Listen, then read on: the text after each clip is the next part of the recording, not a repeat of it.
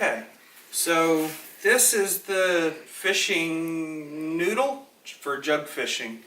So it's a 1-inch PVC with caps on either end, and then screw them in so the caps don't come off, and a little eye screw down here at the end, and then 40 foot of braided fishing line attached to it. In Texas, you have to have a tag with your name and phone number or address, or there were a lot of contradictions, so I put everything on it, address and phone number. And on the back I put duct tape. You have to date it. You can only leave it out for 3 days. I've never left them out that overnight, but dating them's a requirement. So duct tape and then permanent marker on the duct tape, and when it fills up you just peel it off and put another one on. The cord, about 4 foot up or so. I guess I'll start with the weight. You want to weight it down with about a pound of weight. And a pound of lead sinkers was expensive, so for $10 I bought, I don't know, 10 or 20 pounds of concrete, poured it in a disposable bowl with a toilet paper tube down the middle so it looked like a donut, and then tied the string around it. And then the nice addition is that they fit over it like that.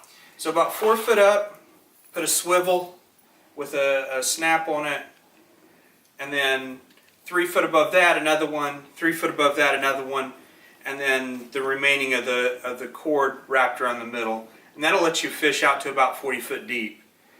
The places I've used them, most of them haven't been deeper than about 25. On the snap swivel, you put about 12 inches of leader. I bought some pre-made ones because I was being lazy. Some of my hooks have them and some of them don't. And then you put a hook on the end of it. I've got some circle hooks that I'm going to try catfish soap on. I've heard good things about it, but this last time I went I used treble hooks with little springs to retain dough bait.